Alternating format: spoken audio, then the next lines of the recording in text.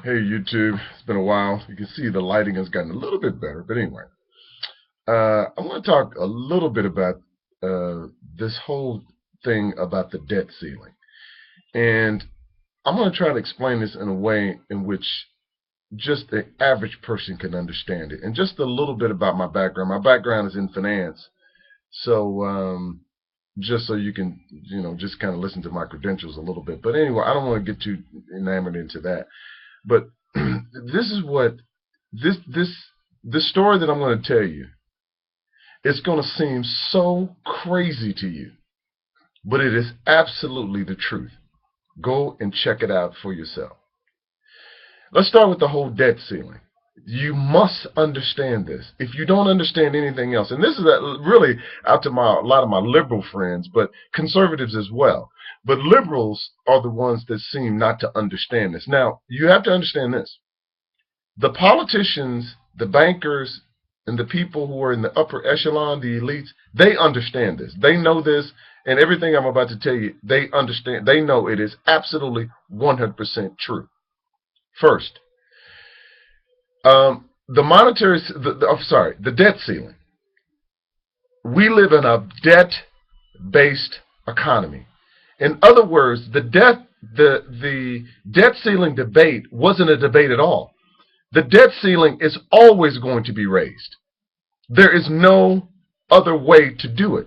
The Republicans even know this. Even them playing as if it can't be, it's a fallacy. It goes to show you how dumb or uninformed their base is, and not just the Republicans, but the Democrats as well. We live in a debt-based system. Okay, by living in a debt-based system, you cannot have prosperity. You cannot have purchasing power. You cannot do anything without increasing the debt, because of something called interest. For every dollar that is created, and is created by the Federal Reserve, it is created from an IOU, from a bond that you get from the government. So you have to pay that money back, and you have to pay it back with interest. Well, if all the money that's created, and interest is not created with that money, meaning that if they create a dollar, how are you able to pay that dollar back? You're buying cars and houses and whatever you want to borrow money for. How do you pay a dollar back with interest when the interest is not created? The only way you can do it is that you have to continuously create money, and the debt is going to increase exponentially in relationship to how much money is created. Now let me explain this again. You're going out and you're buying a car. You borrow $10,000. They do a computer entry for $10,000 on your account, because that's all it is. It's not money. They create this money, but they do not create the interest to pay the money back. Let's say the interest is $3,000. So you're going to borrow $10,000 and you end up paying $13,000 back. The $3,000 is never created. It's never created, but they want you to pay it back. They want you to pay the $10,000 plus the $3,000, but the interest is never created. So where does the interest come from to pay the money back? They have to create more money. Okay? How is this done? Well, they create it by other loans. So when your neighbor, friends, and everyone else borrows money, that's the reason they need people to borrow money. That money is created. So let's say out of all that money, I'll make up a number. Let's say it's $1 million, and let's just say it's 10 friends of yours or 15. And so what happens is that all of you have to be a part of this scheme. You don't know you're a part of the scheme, but you are. So as one person pays their money back from other people, and as this money is circulated through the system, that's how the interest is paid back. So let me just cut right to the chase. If all the debts were paid by every single person, there would be no money. Meaning that every dollar you have in your pocket is money that's owed to someone. Now again, this may seem like it's a hard concept, and I'm trying to explain it the most simplistic way that I can. But there are people who still won't understand it because A, it's rooted in evil. That's number one. So most people who are of conscience, they cannot grasp it because it just doesn't make sense to them. First of all, how somebody could conceive something like this and then be able to fool or bamboozle most of the people. See, the whole idea is to get most people on board with this. But anyway, so as you continue on in this whole particular process, this whole debt ceiling debate, the Republicans can argue as much as they want, but they understand if they were serious really about the debt ceiling, then they would have to understand that the entire system would collapse. That they would know. That means they will lose all of their wealth. They will lose all the purchasing power. So that would tell me that most people are not really serious about, most politicians are not serious about the national debt. They may talk about it, but they're not serious about it unless they're willing to give up anything. It's a martyr's death. It is. If you're really serious about it, if you're a politician, then you have to realize that it's going to take away everything that you own. I don't think people get into politics knowing that they're going to pass legislation to undermine the very system in which they're a part of. The only person I know who would do something like that is Jesus Christ himself. These bankers and politicians are not interested in anything like that. So what does that have to do with you and me? What it has to do with you and me is that you must understand that this death and debt paradigm has to end. And this is why. Liberals always talk about what happened in the past. They talk about the Department of Education, how it used to work in the past, and how the monetary system worked. And let's go back to the Clinton days.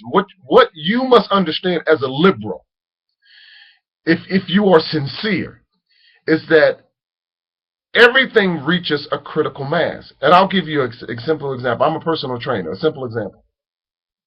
When you first get cancer, it's still cancer, and it's going to kill you. What the liberals are trying to convince you of is that because you had a little bit of cancer at the beginning, let's just go back to the manageable part of cancer. Cancer doesn't work like that. It spreads and it reaches a point that it will kill you. This is the same thing with the monetary system. The monetary system, at a certain point, it seems viable. It seems like it's workable. And so that's what people go back to. They go back and go, oh, you remember back then when I went to public school, or I'm using public school as an example, or when I could buy money and pay off debt and the whole thing. You remember back then, because they're only looking at it individually. The fact of the matter is that all fiat currency goes back to its intrinsic value, which is zero. Study monetary history. It doesn't even take that long. All fiat money, meaning that money that's backed by nothing.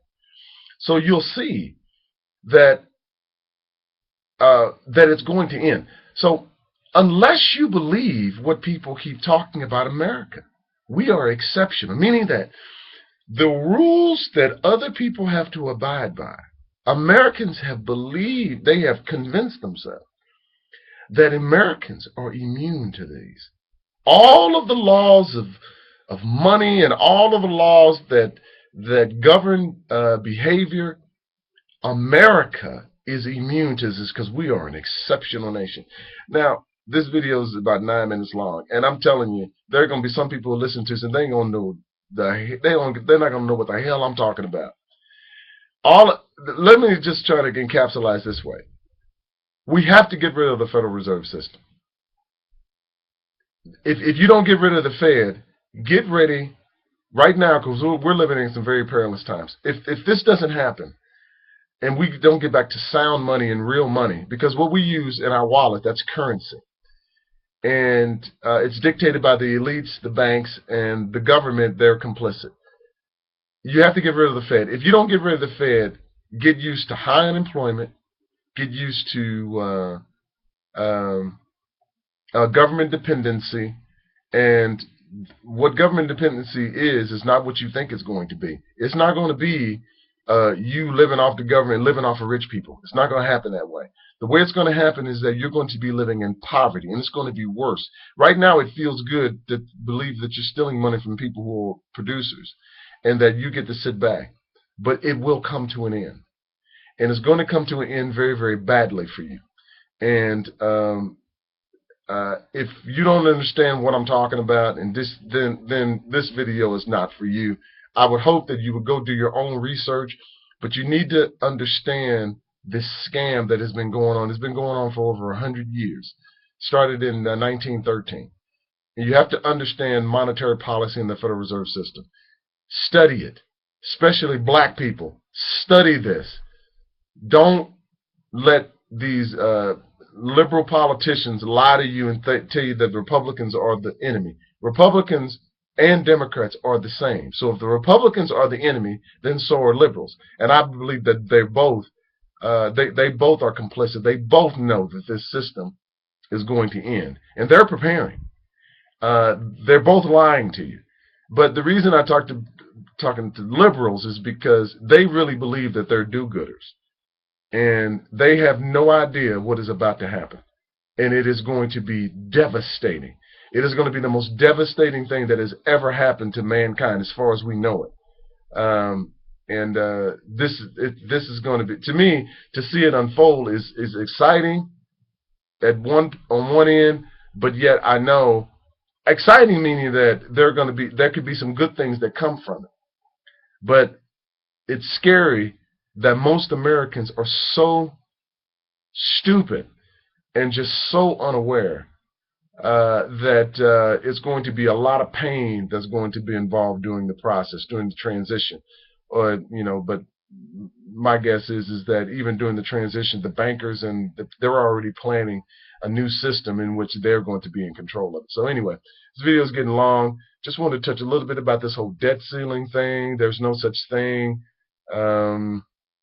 Barack Obama and any president that comes after him are going to have unlimited debt, because right now what's been passed is that the president can increase the debt ceiling anytime he wanted, and the only way the Congress can submit a budget, but he can veto it, or he can just say this is what it's going to be, and then they have to have 2/3 majority in each one of the houses to override his veto. So his veto. So in essence, there is no more debt ceiling. So Americans, get ready, because this is going to be a bumpy ride. If you got any questions, comments, please feel free to voice those. Thanks a lot. Peace.